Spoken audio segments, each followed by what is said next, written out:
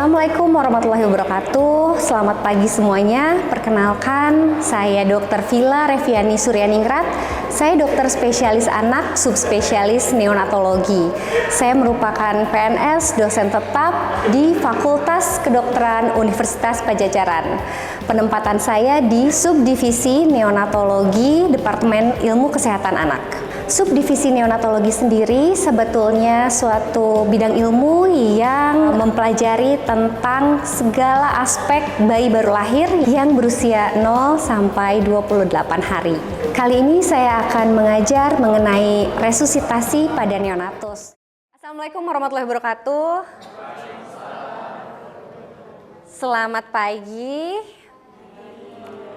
Materi sekarang adalah resusitasi neonatus. Ada yang tahu? Ada yang udah baca? Setelah bayi lahir, hal yang dilakukan atau protokol untuk memastikan kalau bayinya napas supaya bisa stabil. Oke, protokol yang dikerjakan setelah bayi lahir supaya bayinya nggak kenapa-kenapa. Iya, memang resusitasi neonatus ini ngebahas tentang langkah-langkah yang sistematik ya, untuk membantu bayi bernafas. Tapi jangan lupa, ini nggak cuma dipakai saat bayi baru lahir. Memang benar bayi baru lahir tuh kita kerjain ini. Cuman kalau teman-teman dalam konteks jaga misalnya, teman-teman menemukan neonatus dalam kondisi kegawatan tertentu, tetap alurnya balik lagi ke sini. Lihat, perlu dilakukan hangatkan, pastikan jalan nafasnya, ya, kemudian reposisi, evaluasi, perlu VTP, perlu CPAP, perlu oksigen aliran bebas nggak? Jadi tetap ya mengacu ke sini. Oke, jadi resusitasi ini ya langkah-langkah yang sistematis untuk membantu transisi dari bayi di dalam perut keluar di udara biasa, lingkungan di luar perut. Bayi di dalam perut tuh dia parasit ya, jadi dia semuanya tuh dapat dari ibunya, nutrisi, oksigen, tapi jantungnya udah mulai bekerja, cuman paru-parunya gak bermanfaat di dalam situ. Nah, jadi intinya resusitasi neonatus ini kita membantu bayinya bisa nafas. Kalau teman-teman lihat, sebenarnya ini tuh kerjakan evaluasi, kerjakan evaluasi, kerjakan evaluasi. Nah, jangan lupa di pinggir sana ada tulisan 1 menit. Artinya apa? Teman-teman itu harus bisa ngasih nafas yang efektif dalam waktu 1 menit aja.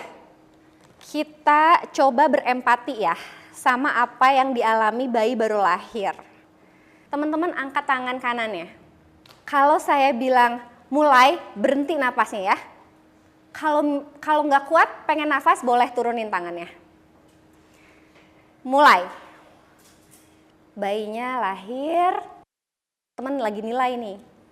Tonus ototnya bagus nggak ya? Nangis nggak sih? Kemudian cukup bulan nggak sih? Oh, nggak cukup bulan, nggak nangis. Teman-teman bawa nih ke bawah infant warmer. Teman-teman keringin, belum nangis bayinya nih. Keringin, ganti, di suction, direposisi lagi. Terus teman-teman udah selesai langkah awal, teman-teman nilai. Bayinya kayaknya nggak nangis nih. Ayo VTP. Tapi VTP-nya ketinggalan. Cari dulu. Mulai VTP. Tapi posisinya nggak bener. Jadi belum ngembang dadanya. Iya, oksigennya belum kepasang. Dibenerin lagi, suction lagi. Dadanya belum ngembang. SRI-BTA. Oke. Berapa orang yang bertahan? Cuma 2 ya? Oke. Dah, terima kasih. Jadi teman-teman aja nggak bisa kan nahan napas 1 menit. Jadi kalau ngebantuin nanti upayakan kita bisa ngasih nafas efektif ke bayinya. Kalau ngelihat waktu 1 menit yang begitu singkat tadi, sebenarnya sangat dihindari teman-teman tuh mengerjakan ini sambil mikir. Jadi gimana caranya nanti kalau nemu bayinya, ini alur ini udah jadi refleks, udah nggak pakai mikir harus ngapain. Apa yang teman-teman kerjakan sebelum bayi lahir? Persiapan alat tidak boleh ditukar. Oke. Udah siap semuanya? Apa yang teman-teman kerjakan? Pasang APD, head cap, masker, handscone sama apron ya. Udah selesai, teman-teman bilang sama dokter objinnya, saya siap menerima bayi. Ngeden tuh ibunya kan? Iya, kita nunggu. Infant warmer udah nyala ya, semua alat-alatan kita udah siap. Udah nggak boleh ada yang ketinggalan. Oke, bayinya lahir. Bayi lahir tuh di dekat dokter objinnya, teman-teman nyalain timer. Apa yang teman-teman nilai saat bayinya lahir? Ada 3.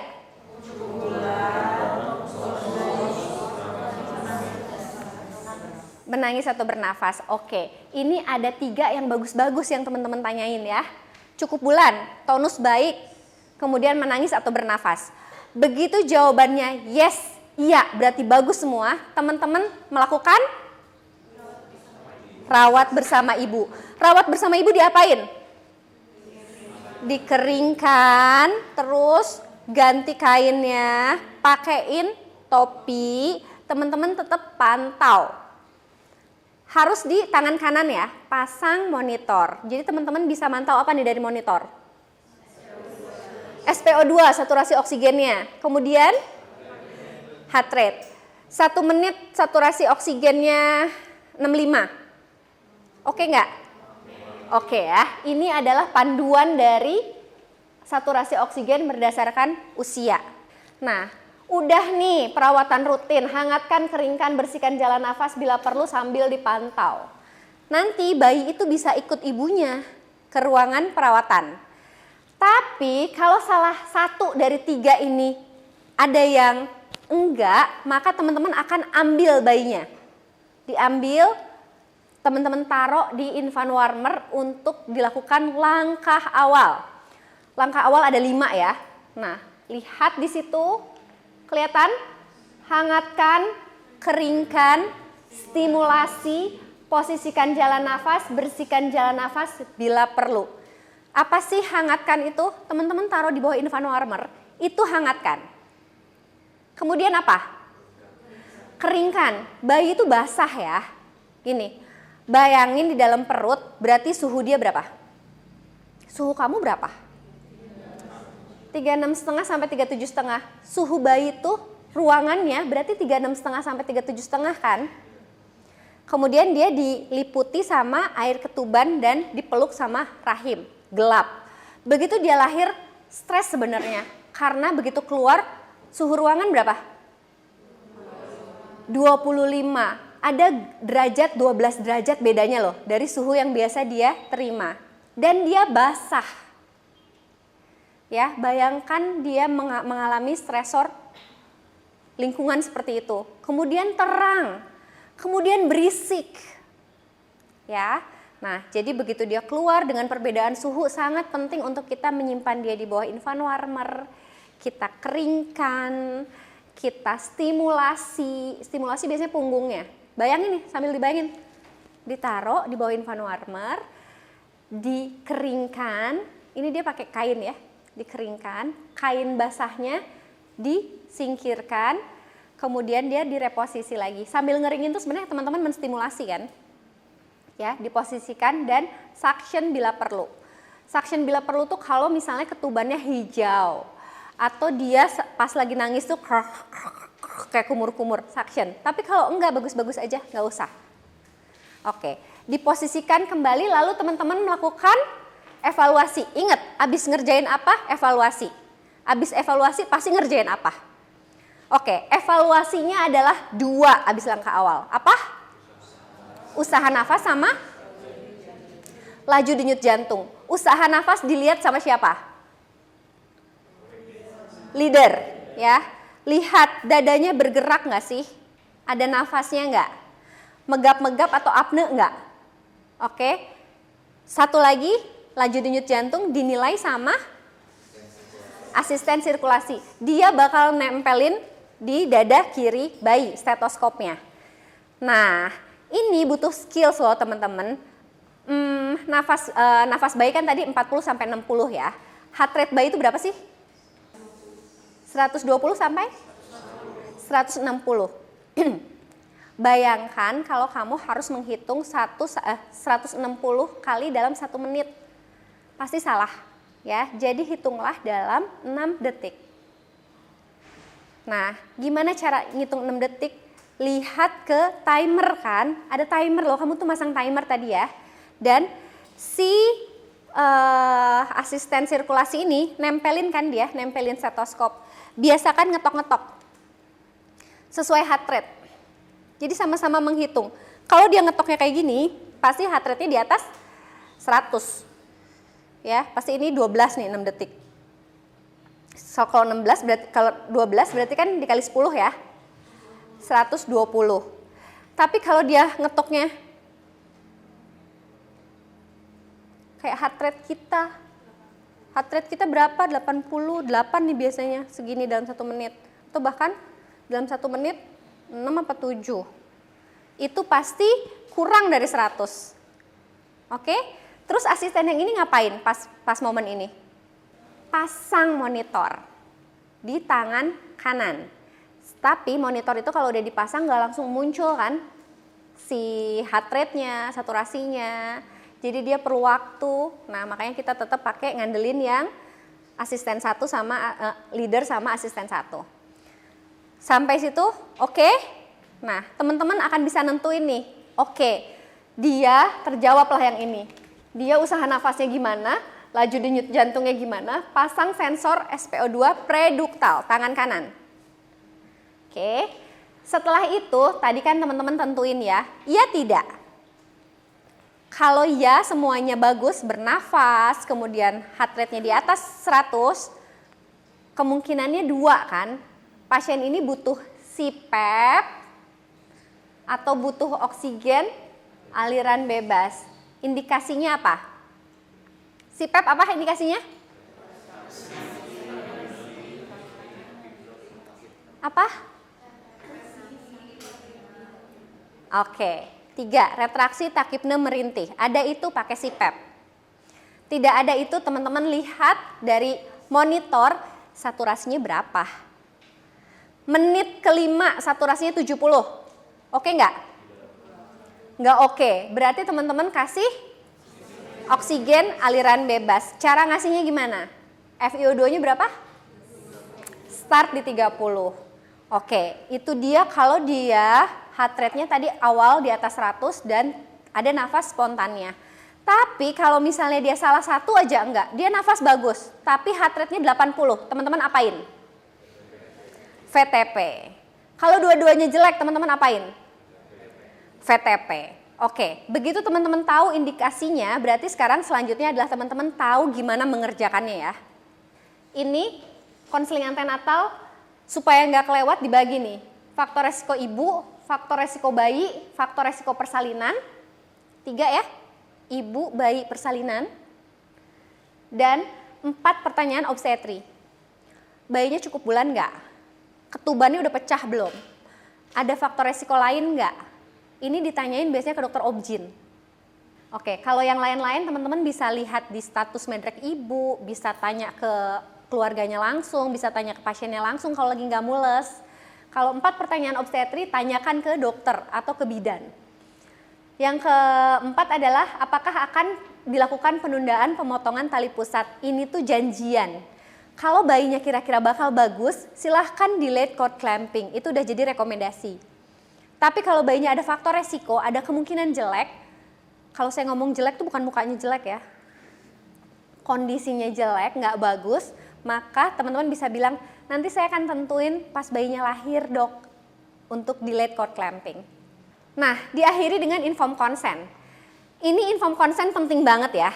Kenapa? Kalau saya tanya teman-teman nih, kira-kira ya kalau istri kamu nanti melahirkan, yang kebayang bayinya pas lahir tuh gimana sih? Pasti kayak di TV kan, bayinya nangis, gemes gitu ya. Nah, dia ngebayangin gak sih kalau bayi itu mungkin kita pompa-pompa? Enggak ya, dan ibu itu dalam kondisi sadar loh pas dia lahiran. Entah dia lahirannya spontan, entah dia SC, dia tuh sadar. Jadi dia tuh akan melihat kan, begitu bayi lahir tuh dia akan melihat kemana arah bayi saya dibawa. Dan dia tidak siap untuk bayi yang tidak menangis, dia tidak siap untuk bayi yang kita VTP apalagi sampai kita intubasi. Itu kan sebenarnya miscommunication seperti itu potensi untuk menuntut dan lain-lain. Jadi kalau teman-teman nanti kira-kira ini bayi banyak faktor resikonya, harus diinfoin ke ibu. Bu, ini bayinya lahirnya prematur ya. Kemungkinan bayi prematur itu nggak bisa nafas pinter. Jadi kita perlu melakukan tindakan medis untuk membantu anak ibu bernafas. Ya tentu saja semakin banyak faktor resiko akan semakin banyak juga kemungkinan terjadi sesuatu pada bayi yang lahir. Dan dari situ teman-teman harus nyiapin tim yang lebih luar biasa. Nah, tim ini tentukan jumlah minimal ideal itu sebenarnya 3 orang. Kalau source personnya nggak ada bisa jadi 2, tapi kalau misalnya ada faktor resiko upayakan 3. Briefing dulu pembagian tugas tim dan briefing. Samain tuh 3 orang ini otaknya sama nggak sih? Ini adalah posisinya. Ini leader. Leader tuh pegang airway sama breathing. Beda posisi bayi ya. Posisi bayi yang kita resusitasi sama posisi bayi yang lagi kita pemeriksaan fisik biasa tuh beda. Kalau resusitasi lihat kepala bayinya ada di dekat leader. Tapi kalau kamu lagi pemeriksaan fisik udah lewat nih resusitasi, stabilisasi, teman-teman lagi melakukan pemeriksaan fisik kepalanya ada di arah berlawanan sama kita. Jadi jangan salah naro. Oke, nah diganjel nih ya pundaknya. Ini asisten circulation biasanya sebelah kiri bayi karena bayi kan jantungnya di kiri, drug and equipment sebelah kanan. Ini dia setting, tadi saya bilang ya kita tuh harus bisa ngasih nafas dalam 1 menit. It means kamu nggak boleh ketinggalan apapun dalam persiapannya. Ini adalah cara untuk nyiapinnya. Pakai metode T, A, B, C, D, E. Jadi merenung dulu T. T adalah termoregulasi. Alat-alat apa aja yang kamu perluin buat menghangatkan bayinya. A, airway, apa aja alat-alat buat ngebersihin jalan nafas. Ada suction, ada laryngoskop, ada ETT. Buat breathing, ada tipis resuscitator. Ada alat tipis resuscitator tuh alat yang udah bisa VTP, CPAP sama oksigen aliran bebas. Nanti satu-satu dibahas, ada drugs dan equipment. Setelah bayi lahir, ini yang kita nilai ya. Nah, dari jauh teman-teman akan bisa bedain ya, mana yang sana, mana yang sini. Bisa ya? Kalau yang sebelah sana dikemanain? Kasih ke ibunya, kalau yang sebelah sini, cepet ambil sama kita. Nah, ini rawat bersama ibu kalau bayinya yang sebelah kanan tadi. Ini adalah contoh, ini bayi yang di ruang OK emergency Rumah Sakit Hasan Sadikin, ini kita yang mengerjakan di Hasan Sadikin. Nah, selanjutnya langkah awal. Nah, ini hangatkan, keringkan, stimulasi, posisikan, bersihkan jalan nafas.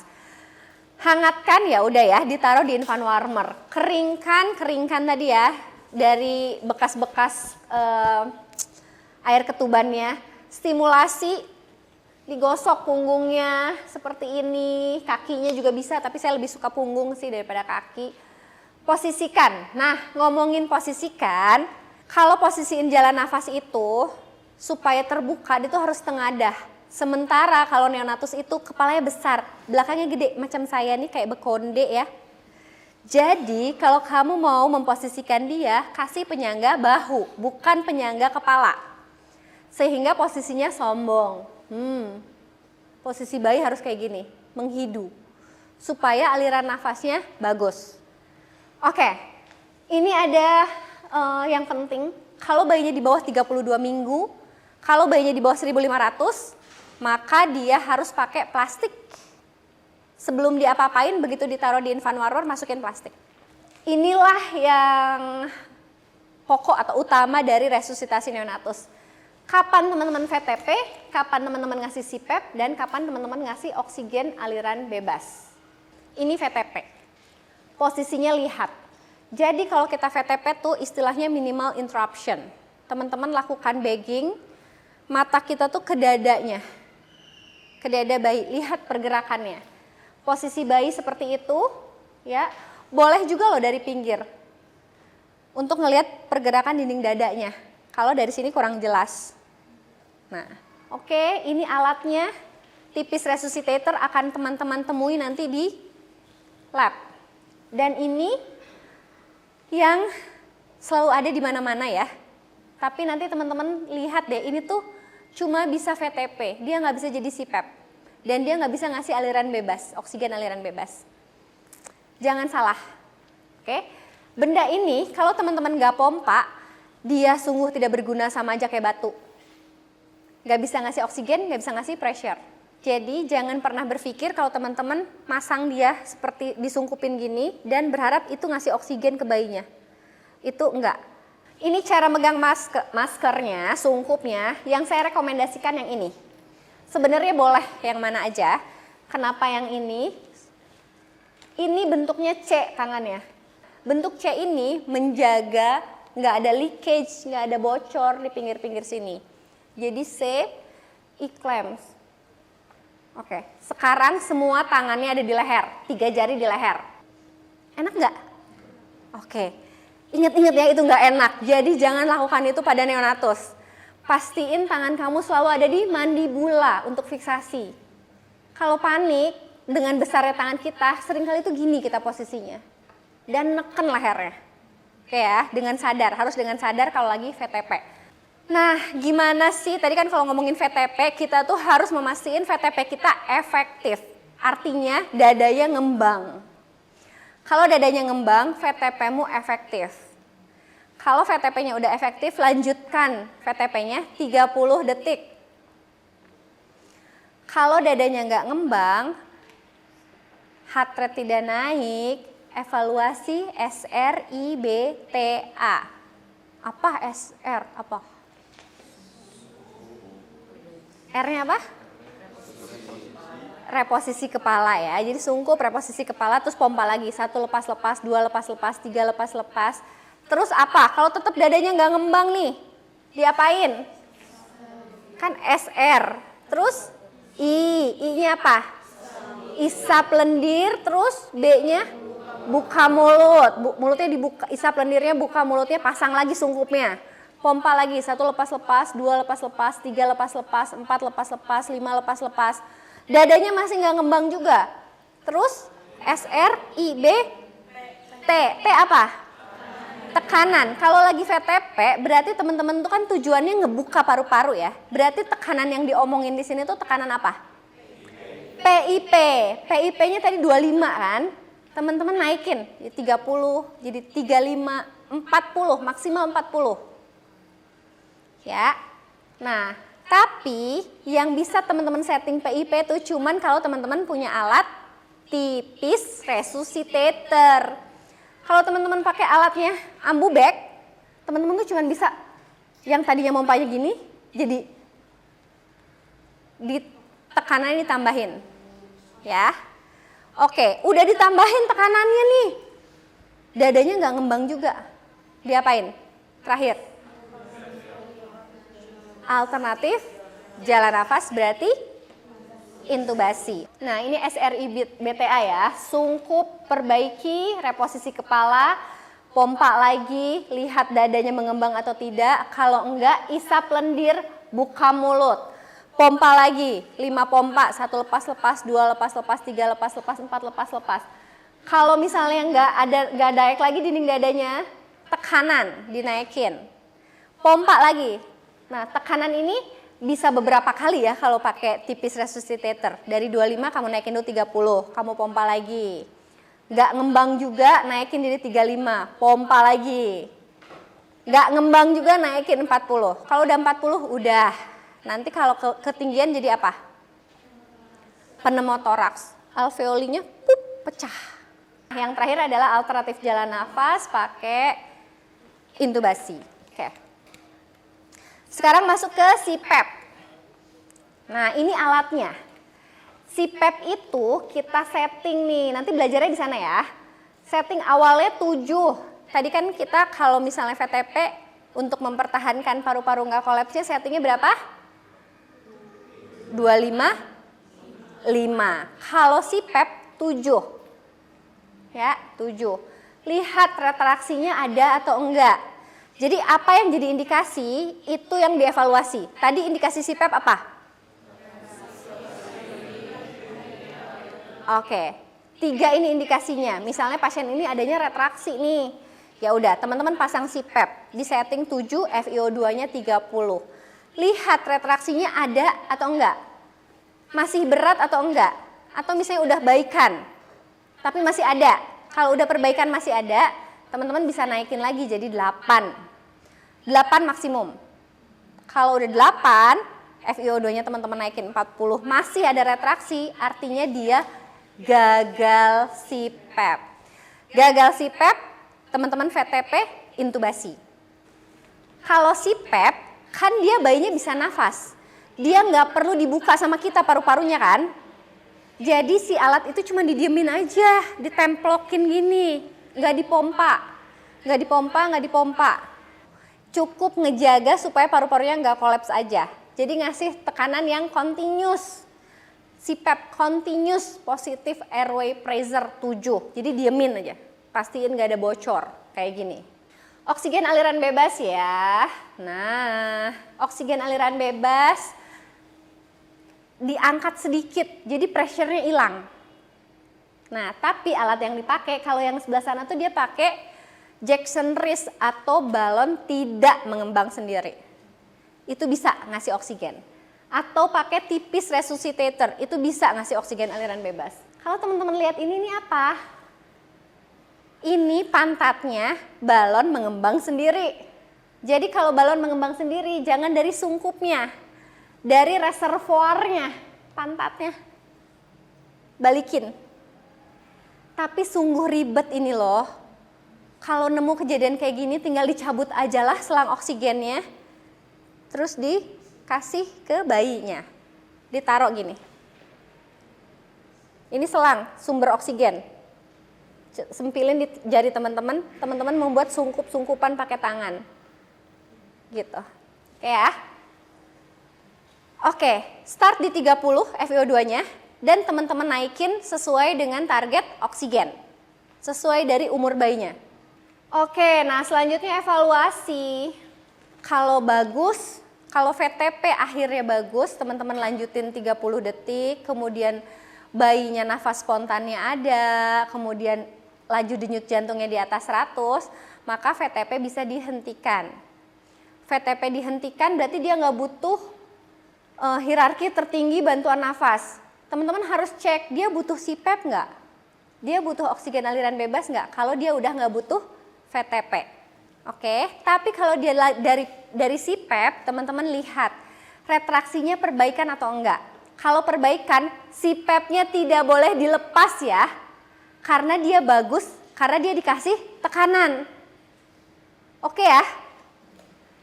Bisa ngebedain ya, kenapa VTP kalau udah bagus bisa dihentikan. Karena artinya dia udah nafas spontan, dia udah nggak perlu lagi dibuka paru-parunya sama VTP. Jadi kalau dia bagus boleh di stop VTP-nya. Tapi kalau CPAP, kalau bayinya bagus pakai CPAP, nggak boleh di stop CPAP-nya. Karena dia bagus dengan pressure yang diberikan oleh CPAP. Ada yang mau bertanya? Saya ada, kalau misalkan tadi kan kalau VTP itu kalau udah bagus bisa kita lepas. Kalau CPAP kita tetap teruskan.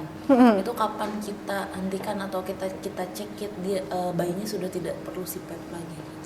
Kalau teman-teman pada fase resusitasi kita udah nemuin stabil ya, maksudnya udah nggak perlu lagi kayak pakai CPAP, dia udah stabil dengan CPAP, teman-teman masuk ke langkah stabilisasi. Stabilisasi akan kita bahas abis ini. Nah, kapan mengevaluasi masih butuh CPAP atau enggak itu di ruangan. Jadi kalau teman-teman terpasang apa nih saat resusitasi, pertahankan dulu itu sampai dia stabil di ruangan, baru di-assess oleh tim di ruangan.